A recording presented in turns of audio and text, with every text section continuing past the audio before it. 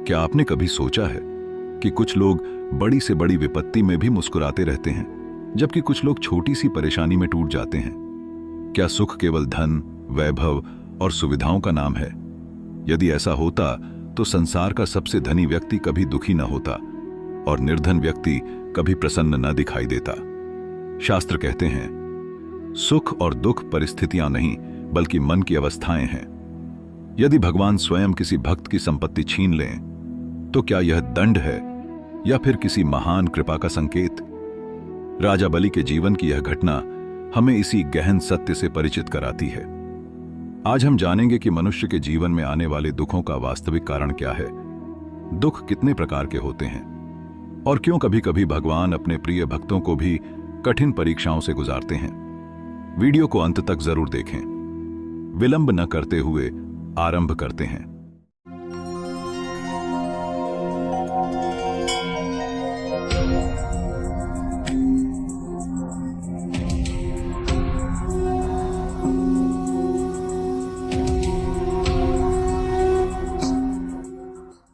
मानव जीवन सुख और दुख के दो पहियों पर चलता है। कोई भी मनुष्य ऐसा नहीं जिसने केवल सुख या केवल दुख का अनुभव किया हो।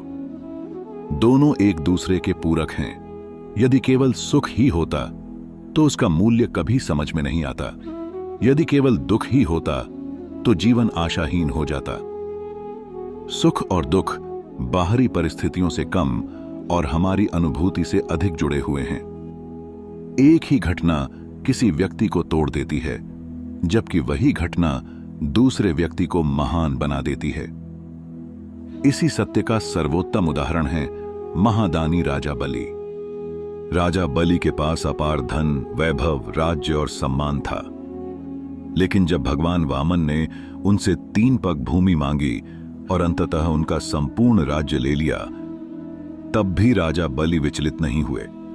उन्होंने न भगवान को दोष दिया, न अपने भाग्य को कोसा। उनका विश्वास अडिग रहा।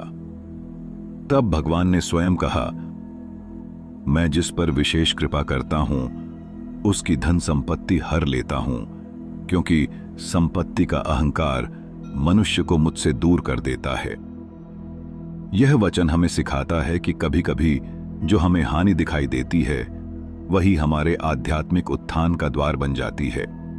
मनुष्य स्वभाव से सुख चाहता है और दुख से बचना चाहता है, लेकिन शास्त्र बताते हैं कि दुख केवल पीड़ा नहीं बल्कि आत्मा की शुद्धि का माध्यम है।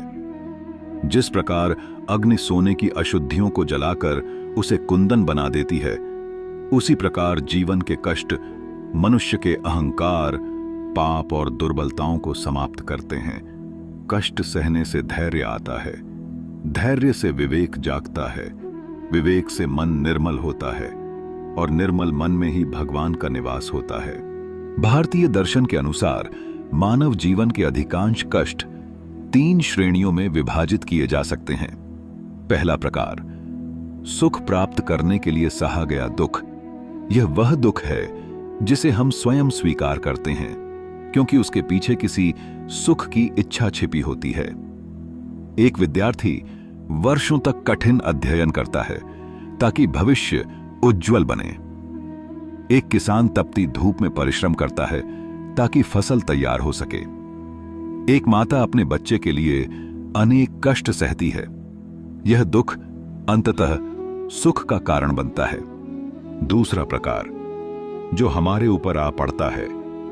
कुछ दुख ऐसे होते हैं जिन्हें हमने कभी नहीं बुलाया। अचानक बीमारी आ जाना, प्रियजन का वियोग, व्यापार में हानि, प्राकृतिक आपदाएं, ये सब ऐसे कष्ट हैं जो बिना निमंत्रण के जीवन में प्रवेश करते हैं। ऐसे समय में मनुष्य की श्रद्धा, धैर्य और विश्वास की वास्तविक परीक्षा होती है। तीसरा प्रकार, जिसे हम स्वयं पैदा करते हैं। सबसे बड़ा दुख वह है जिसे हम अपने ही मन में जन्म देते हैं। ईर्ष्या, द्वेष, क्रोध, लोभ, अहंकार, तुलना, ये ऐसे शत्रु हैं जो बाहर नहीं भीतर रहते हैं।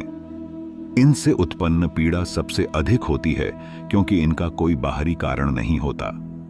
जो व्यक्ति अपने मन को जीत लेता है, संसार का कोई भी दुख उसे लंबे समय तक विचलित नहीं कर सकता। शास्त्र यह नहीं कहते कि सुख मिलने पर प्रसन्न मत हो। वे यह भी नहीं कहते कि दुख आने पर रोना पाप है। वे केवल इतना कहते हैं कि दोनों परिस्थितियों में अपना संतुलन मत खोइए। अत्यधिक सुख मनुष्य को प्रमाद में डाल देता है, वह अपने कर्तव्य भूलने लगता है। वहीं दुख यदि धैर्य के साथ स्वीकार किया जाए तो वही व्यक्ति को महान बना देता है। इतिहास गवाह है कि जिन लोगों ने कठिनाइयों का साहसपूर्वक सामना किया, वही अंततः सफलता के शिखर पर पहुंचे। गोस्वामी तुलसीदास जी कहते हैं, दैहिक दैविक भौतिक तापा, रामराज काहू ही नहीं व्यापा। अर्थात श्री राम के राज्य में किसी को दैहिक दैविक या भौतिक कष्ट नहीं था। यह केवल बाहरी व्यवस्था का वर्णन नहीं, बल्कि उस मनः स्थिति का भी संकेत है जहां मनुष्य भगवान के आश्रय में रहकर हर परिस्थिति में शांत रहता है। यदि हम गहराई से विचार करें तो पाएंगे कि जिस वस्तु से हमें कभी सबसे अधिक सुख मिला था, उसी के खो जाने पर सबसे अधिक दुख भी होता है।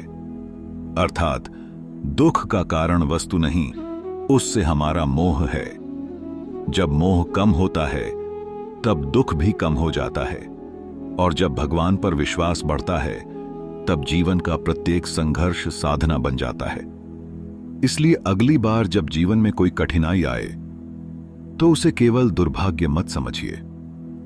हो सकता है वही संघर्ष आपको उस ऊंचाई तक ले जाने वाला हो जहां बिना परीक्षा पहुंचना संभव नहीं था।